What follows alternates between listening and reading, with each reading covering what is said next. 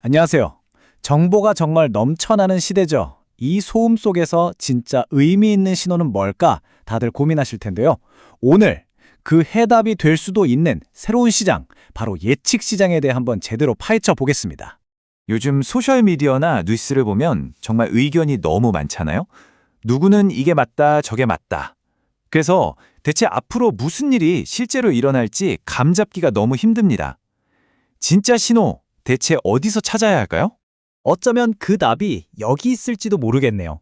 바로 미래에 일어날 사건에 돈을 거는 시장, 예측 시장입니다. 자, 그럼 예측 시장이 뭐냐? 아주 간단해요.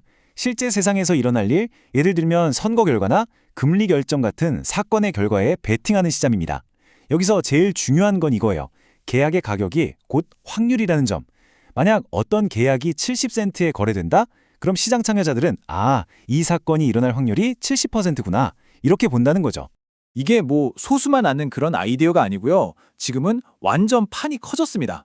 이 작은 아이디어가 지금은 거대한 시장으로 말 그대로 폭발적으로 성장하면서 금융시장의 지형을 바꾸고 있어요. 이 그래프 한번 보세요. 주간 거래량이 정말 하늘을 뚫을 기세죠. 예전에는 개인들만 참여했다면 이제는 기관 투자자들은 물론이고 로빈후드 같은 대형 플랫폼까지 뛰어들면서 무시할 수 없는 시장이 된 겁니다. 아니 근데 예측 시장이 왜 이렇게 강력할까요? 그 비밀이 바로 스킨 인 더 게임이라는 핵심 원리에 있습니다. 스킨 인 더 게임은 나심 탈레브라는 경제학자가 널리 알린 개념인데요.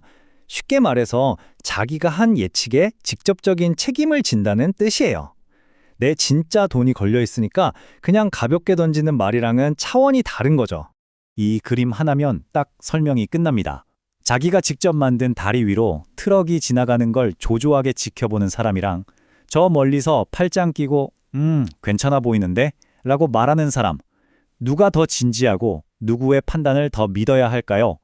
이게 바로 스킨 인 더 게임의 핵심입니다. 자, 이 표를 보시면 그 차이가 확 느껴지실 거예요. 소셜미디어에서는 그냥 재미로 비용 하나도 안 드니까 감정적으로 막 말하기 쉽지 않아요? 근데 예측 시장은 완전 달라요. 참여 동기부터가 돈 버는 거고 발언의 비용, 즉 내 진짜 돈이 걸려 있단 말이죠. 바로 이 차이 때문에 온갖 감정적인 의견들이 걸러지고 객관적인 수치로 된 정보가 남게 되는 겁니다. 자, 이제 예측 시장이 왜 중요한지 감이 좀 오시죠? 그럼 진짜로 이게 얼마나 잘 맞추는지 기존의 예측 방법들이랑 비교해서 그 힘을 한번 보여드릴게요. 이게 진짜 핵심적인 차이인데요. 여론조사는 누가 좋아요? 이렇게 개인의 선호를 묻는 거잖아요. 근데 시장은 아주 냉정하게 묻습니다. 그래서 누가 이길 것 같은데? 바로 이 미묘한 차이가 결과의 정확도를 확 가르는 거죠. 왼쪽은 그냥 주기적으로 발표되는 여론조사고 오른쪽은 24시간 내내 살아 숨쉬는 예측 시장이에요. 어떤 뉴스가 터지면 바로바로 가격에 반영되니까 현실의 변화를 훨씬 더 역동적으로 또 빠르게 잡아낼 수 있는 겁니다. 다음은 금리 예측인데요. 보통 투자자들은 CME 패드워치를 많이 보죠. 근데 이건 선물 시장 데이터를 보고 아마 이럴 것이다 라고 역으로 계산한 파생 데이터거든요. 반면에 예측 시장은 그냥 다이렉트예요. 금리 올릴까 안 올릴까 이 사건 자체에 사람들이 직접 돈을 거는 거죠. 훨씬 직관적이지 않나요? 두 차트를 보면 전체적인 흐름은 비슷해 보이죠? 하지만 예측 시장은 주말이나 휴일에도 쉬지 않고 돌아가기 때문에 변화를 더 빨리 포착할 수 있다는 장점이 있습니다. 패드워치가 중요한 메인 지표라면 예측 시장은 그걸 보완해주는 아주 유용한 보조 지표가 될 수 있는 거죠. 자, 이론은 이쯤 하고요. 이제부턴 진짜 실전입니다. 우리가 직접 이 시장의 신호를 어떻게 읽어낼 수 있는지 그 방법을 알려드릴게요. 지금 시장을 이끌고 있는 플랫폼들인데요. 특히 정치나 거시경제 이슈에 관심 많으시면 폴리마켓은 꼭 보셔야 하고요. 신흥 플랫폼인 오피니언도 금융 관련 주제를 다룰 때 참고할 만합니다. 여기가 가장 중요한 부분입니다. 진짜 신호를 읽으려면 단순히 가격, 그러니까 확률만 보면 안 돼요. 두 가지를 더 봐야 합니다. 첫 번째는 거래량. 얼마나 많은 사람들이 관심을 갖고 있냐는 거죠.